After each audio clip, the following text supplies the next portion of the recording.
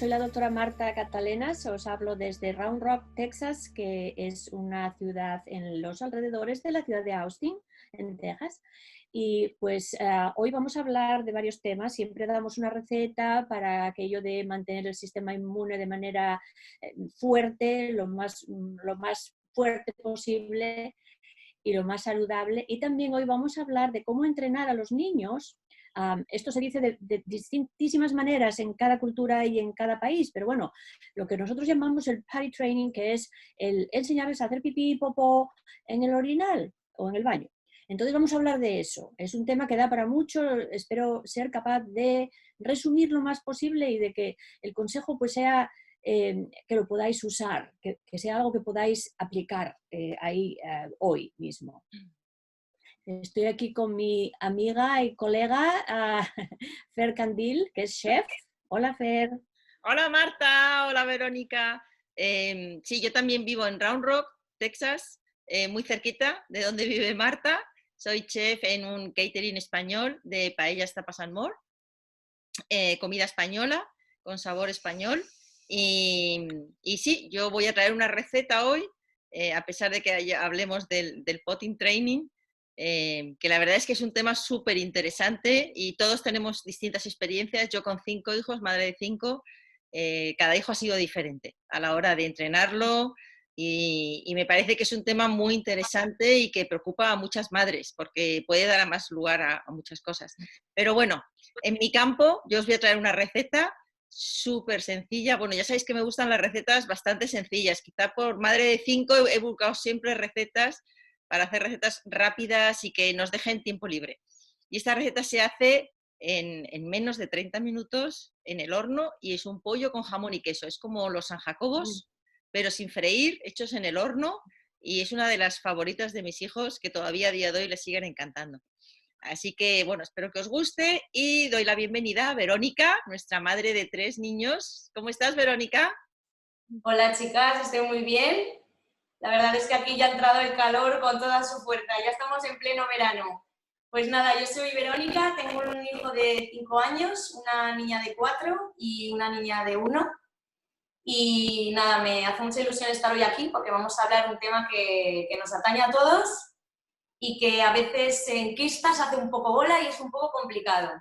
Así que bueno, tenemos muchas preguntas para Marta. A ver, Marta, mi primera pregunta es ¿a qué edad los esfínteres de los niños están maduros? A ver si hay una edad apropiada a nivel médico en la que es mejor hacer el potty training.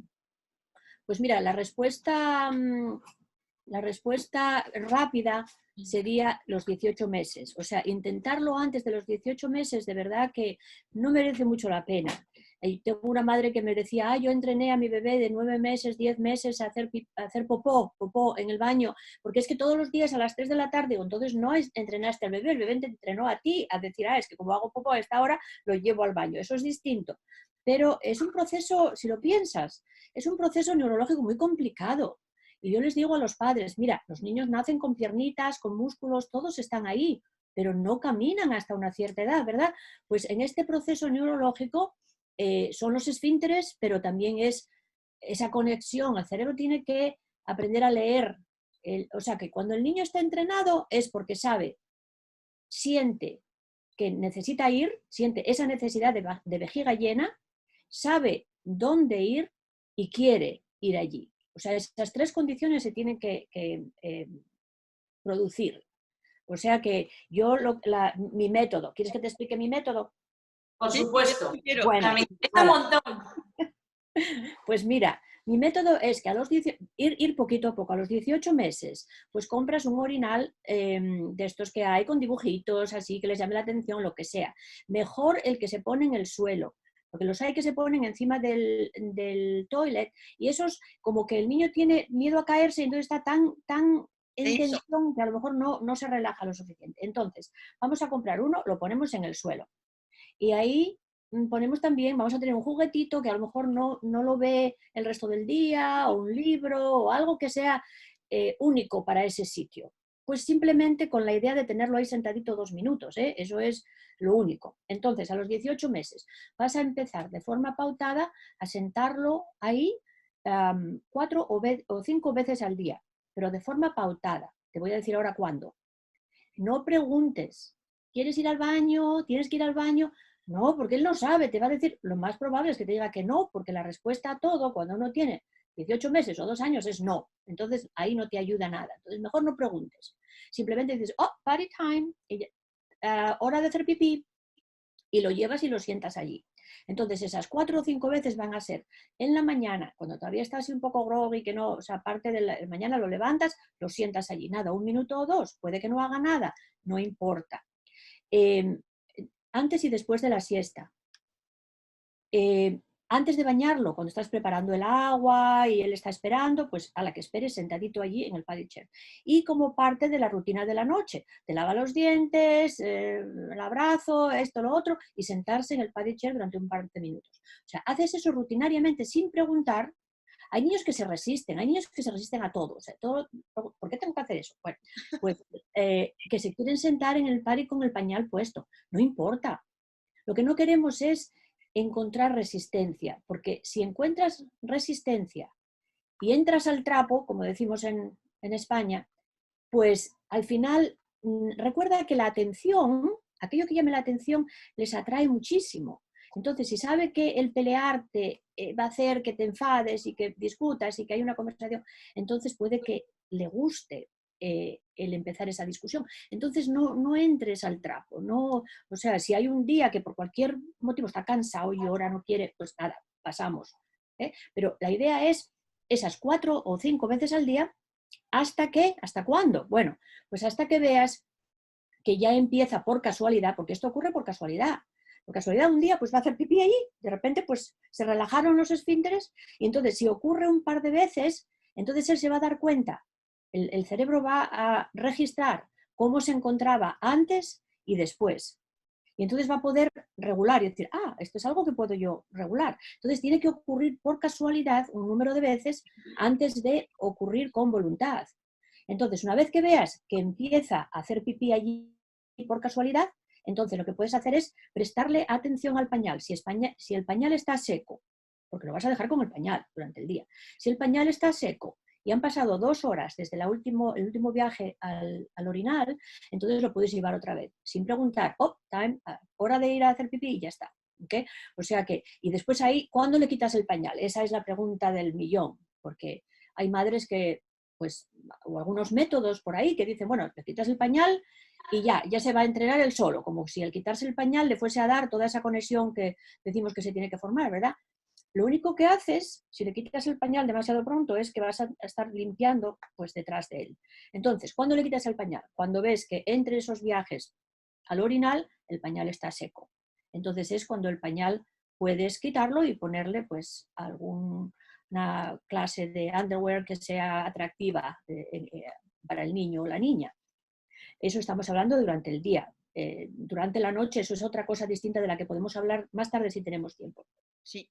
Marta, hablando de entrenamiento durante el día, yo recuerdo que a mí, en mi caso, con mis hijos pequeños, claro, imagino que estas cosas también de alguna manera van cambiando, que me recomendaban que intentara siempre que fuera hacia primavera, verano, porque hacía más calor, entonces en caso de que el niño, si con el underwear, con una braguita o con un calzoncillo se hiciera pis, no se enfriara de alguna manera en invierno que hace como más frío.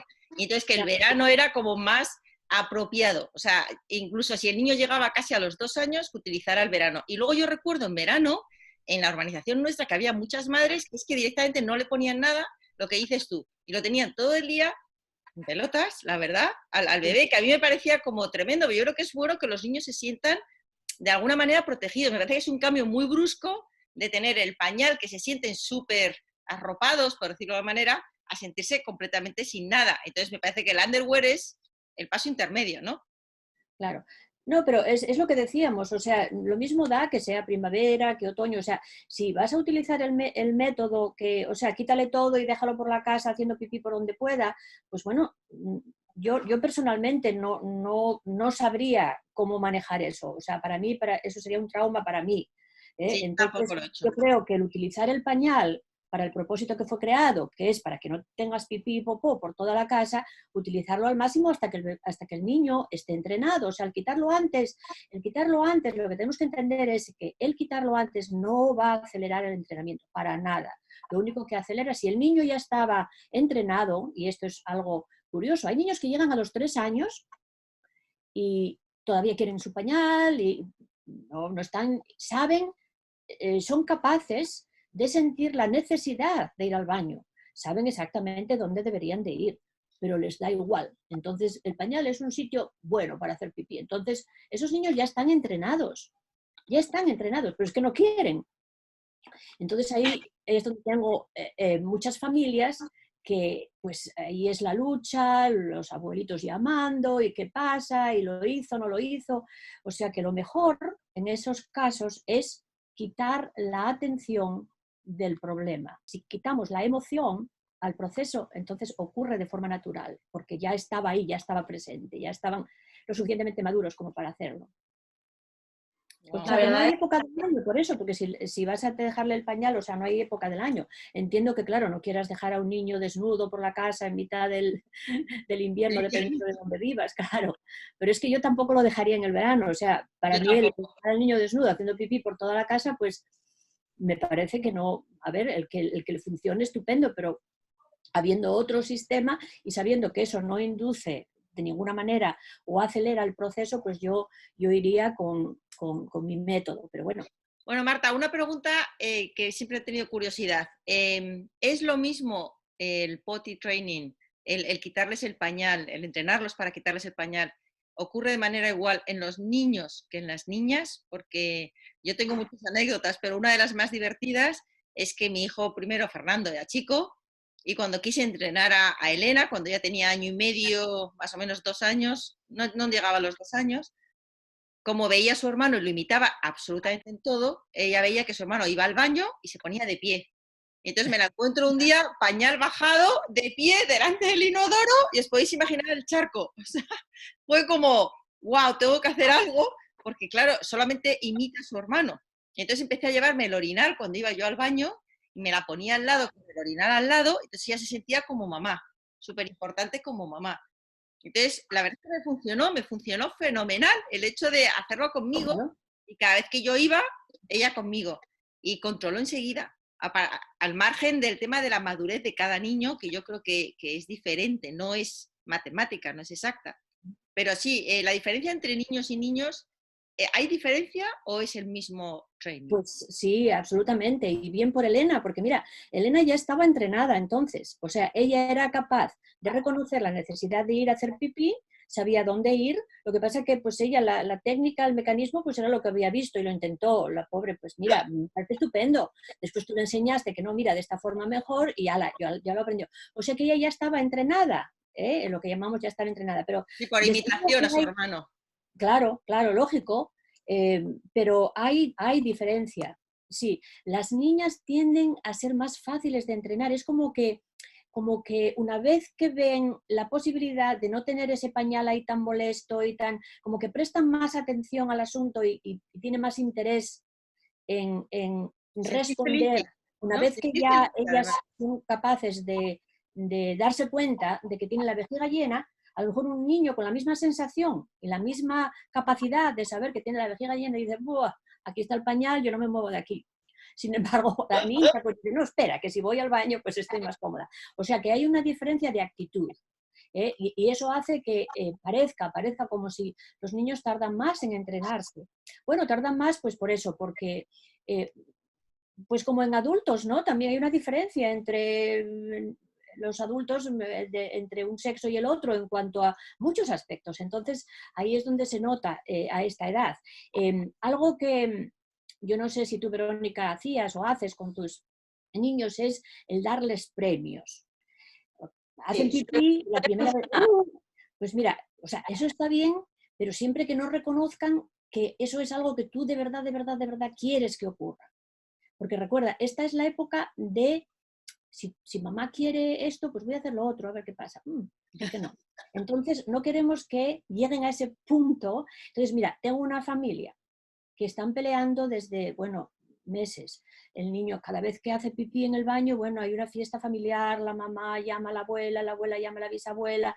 Bueno, entonces el niño sabe que eso es algo que a todos les gusta y entonces quiere no hacerlo. Entonces de vez en cuando, a veces lo hace y ahí tiene la fiesta y todo el mundo le presta atención, y a veces no lo hace y también le prestan atención porque ahora están diciendo, ¿cómo es que lo hiciste antes y ahora no?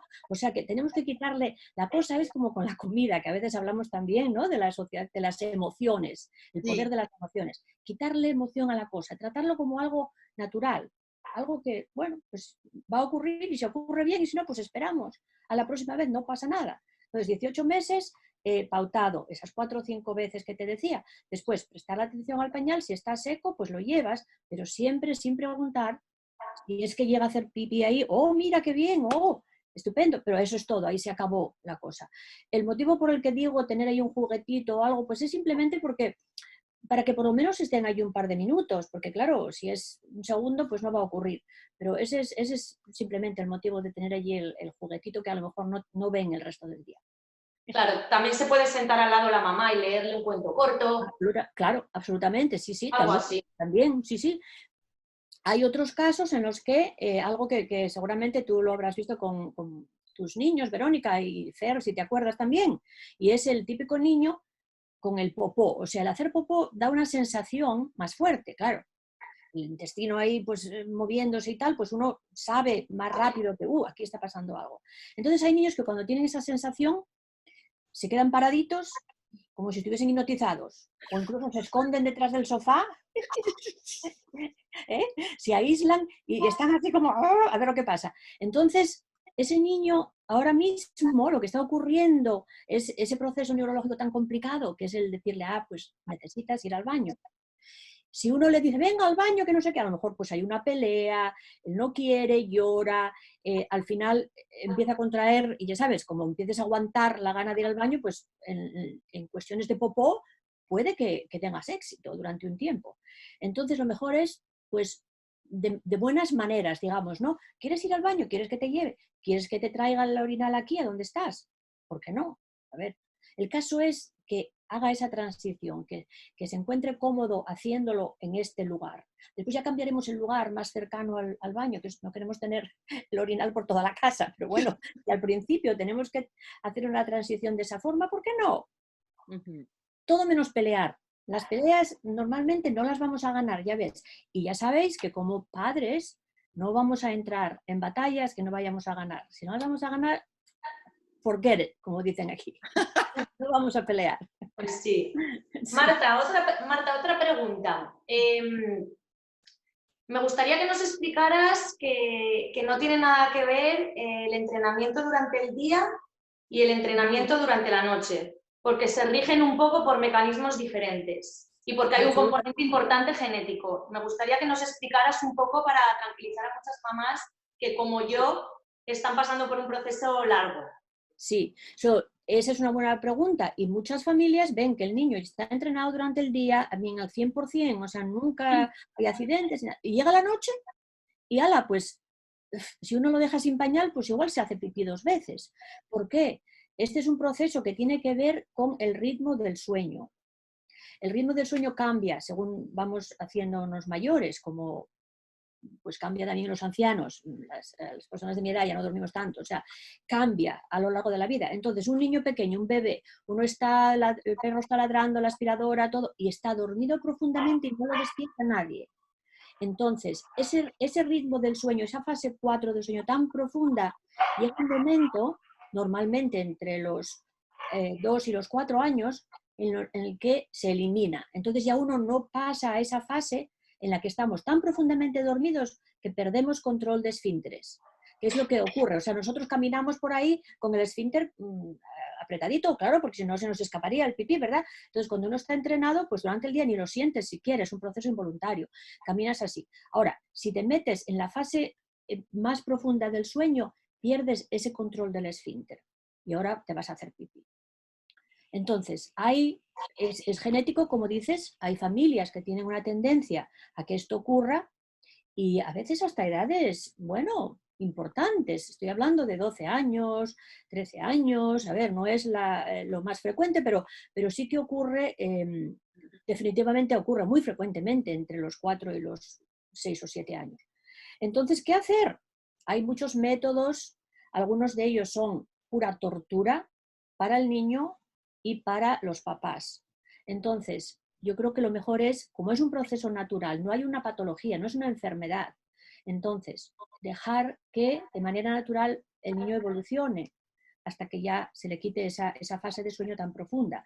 Entonces por la noche, mira, ahora venden pull-ups que son perfectamente absorbentes para niños de esa edad.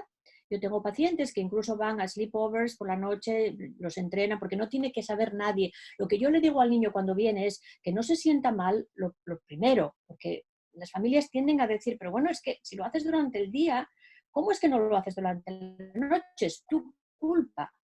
Y no lo es. Entonces, lo primero que le digo al niño es que no es culpa de él y que muchos niños pasan por ese problema y que tenemos una solución. Y la solución es que vamos a poner un pull-up y nadie tiene que saber, los niños por la mañana cogen su pull-up, saben dónde está la basura de la casa donde vayan, lo tiran allí y continuamos con nuestro día. O sea que para mí eso es lo más eficaz, porque hay un método que consiste en una alarma que, bueno, una vez que ya alarma es porque ya se mojó. Entonces ya ahí. Otro que consiste en despertar al niño cada 2 horas. Estos niños acaban yendo al baño dormidos. O sea que al final no has conseguido siquiera sacarlos de esa fase 4. Todavía continúa ahí. O sea que no has hecho nada. Y es una tortura. El privarse del sueño es una forma de tortura. Entonces, a mí me parece que no lleva a ningún sitio y no soluciona nada. Dejar que de manera natural se solucione. Marta, una última pregunta rápida. ¿Puede estar en algún caso justificado, cuando nos adentramos ya en una fase en la que no es lo habitual hacerse pis, ¿podría estar en algún caso justificado el uso de una medicación antidiurética? Sí, sí, claro que sí. O sea, una vez que ya llegamos a edades, pues eso, lo que te decía, a lo mejor entre 8 o 12 años, que ya pues en fin, ya está causando un trauma, aunque el niño esté convencido de que no es su culpa, pero ya quiere. Entonces hay un medicamento que es la vasopresina, que lo que hace es o sea, todos producimos esa hormona durante la noche, durante el día y durante la noche, pero más durante la noche, la hormona antidiurética, ¿verdad? Entonces, estos niños con este problemita de sueño lo que hacen es la producen en la misma cantidad todo el día. No hay ese ritmo de por la noche produzco más y entonces así pues contengo la orina más, ¿no? Ellos no tienen esa capacidad todavía. Entonces el darle esta vasopresina antes de irse a la cama, pues les ayuda. Hay a quien dice, pues bueno, voy a eliminarle los líquidos, ¿no? Antes de, pues también, a lo mejor por 1 hora o así, pero no durante toda la tarde. O sea, hay niños que están jugando fuera, pobrecitos, con el calor que hace. Ah, no, porque después te haces pipí en la cama. No. Déjalo que beba lo que el cuerpo le pida para satisfacer la sed. Ese es un proceso importante. Entonces, pues sí, efectivamente, la vasopresina tiene una función, la utilizamos en pediatría con resultados, yo diría que buenos, una vez que ajustas la dosis. Hay que empezar con una dosis pequeña y después la vas aumentando hasta que llegues al resultado adecuado. Wow. De acuerdo, gracias. No, muy interesante, Marta, la verdad. ¿Y tiene que ver algo también con el carácter del niño o no? O sea, esos niños que son como mucho más tímidos, más retraídos, ¿les cuesta muchísimo más? ¿Del día o durante el día dices? Durante el día, no, yo digo durante la noche. O sea, que durante la noche les puede afectar la manera de ser, el carácter, los niños que son mucho más activos, el niño que es mucho más tímido. ¿Está directamente relacionado con ese sueño, esa profundidad del sueño? Pues, o no, cuando dices, este niño ha caído agotado, dices, es que es hiperactivo, ¿cómo no va a caer agotado? Y son normalmente niños que luego les cuesta muchísimo pues eso, el retener por la noche. Entonces, no lo sé, es una pregunta, Marta, ¿está relacionado eso o no? ¿O es ya pues sí. por experiencia que yo pueda decir que sí o que no? Porque yo he visto que mis hijos más activos, más movidos, como es Alejandro, le costó mucho más el retener por la noche, y sin embargo otros hijos que han sido mucho más tranquilos, pausados, que se entretenían leyendo, con más cosas, han sido niños como mucho más que han actuado todo como de manera más natural, ¿sabes? De retener, sin dramas, por decirlo de alguna manera. ¿Tiene algo que ver o no? Pero eso, como no es voluntario, pues sí, sí que tiene que ver, en cierta manera tiene razón. O sea, no es que lo podamos adjudicar a un carácter determinado, si estás más cansado, si no estás tan cansado. O sea, es más bien, como es madurez del cerebro, hay niños más maduros y Ok. niños más inmaduros. Lo que sí observamos es que una vez que las hormonas empiezan ahí ya un poquito a funcionar hacia los 8 o 9 años, parece que el problema a veces se soluciona una vez que llegas a ese punto. ¿Por qué? Pues porque el cuerpo es uno, ¿no? Entonces yo creo que ocurre esa madurez al final del ritmo del sueño, llega con el tiempo. Entonces no es que te pueda decir este carácter tiene más tendencia a ocurrir que en el otro. Yo diría que más bien es un problema de madurez del sueño, de madurez cerebral y algo totalmente que no afecta a otros aspectos de la vida del niño. No quiere decir que porque sea inmaduro en ese, entre comillas, en ese sentido, vaya a tener deficiencias en otros, para nada. Pero no hay un carácter al que se lo pueda asignar, pero sí es cierto que tiene que ver con la madurez del niño, sí. Curioso, la verdad. Bueno, está claro que para ayudarles a ese entrenamiento hace falta una buena alimentación. Pues la alimentación clave para todo, como sabemos. O sea Para que evitar hoy, estreñimientos, para evitar problemas. ¿Qué tema más importante, yo creo? O sea, no es tan importante. Hay niños, que ahora que mencionas el estreñimiento, que pues eso, a lo mejor esa frecuencia durante el día exagerada, que tienen que ir al baño cada hora, que no sé qué, que uno está preguntando si tendrán infección o no. Puede ser por estreñimiento, porque la popó está ahí, está empujando la vejiga y a lo mejor hay niños que cada poco tienen que ir al baño por ese motivo. No estoy hablando de la noche, digo durante durante el el día. día. O sea sí, pues una dieta equilibrada con muchas verduritas y frutas y lo que nos vas a enseñar hoy, que seguramente será alguna Algo rico. receta bien buena, pues ayudará. ¿Verdad, Pues Verónica? sí, Estamos yo aquí creo que para sí. aprender. A ver. Sí, la verdad es que sí, ya sabes que yo siempre intento, sobre todo depende de la edad de los niños, efectivamente, pero y Verónica, que está ahora en pleno proceso y tiene experiencia también, lo importante que es, incluso si al niño no le gustan las verduras tal cual para tomarlas, el dárselas en puré o la fruta o que ese agua que beben durante el día porque hace calor, echarle unas gotitas de zumo de naranja, zumo de kiwi, cualquier fibra de esas, yo creo que ayuda mucho a los niños al tema del estreñimiento. Y la receta de hoy es una receta muy sencilla, que es una de las favoritas de mis hijos, que cuando les empezaba a dar ya con cubierto, a comer con cubiertos, les ha encantado siempre, que es como si fuera un San Jacobo, es pollo con jamón y queso, pero hecho en el horno. No lleva nada de sal añadida porque vamos a utilizar un sobrecito o una pastilla de las de Ave Creme de pollo. Y entonces los ingredientes son muy sencillos porque a mí me gusta utilizar el fiambre de pavo y el fiambre de jamón, no todo fiambre de jamón, porque me parece que el pavo también es un poquito más sano, con menos grasa, menos azúcares. Entonces vamos a necesitar unas lonchitas de fiambre de pavo, unas lonchas de fiambre de jamón, o sea, como 5 lonchas de cada una más o menos, unas 6 o 8 lonchas de queso, el que quieras, el que tengas en casa. O sea, a mí me gusta usar o manchego o suizo, pero cualquiera que tengas en casa, 2 cups o 2 tacitas para cubrir un poco de nata de cocinar y un sobrecito o una pastilla de ave creme o de caldo de pollo, el que tengas, y 2 pechugas de pollo. Y pimienta negra, si te gusta añadirle, o tus hijos, dependiendo de la edad que tengan. Si no les gusta mucho, pues no es necesario. Y nada de sal. Esta vez nada de aceite, nada de sal. Y es tan fácil como engrasar una fuente de horno con un poquito de mantequilla o de aceite de oliva.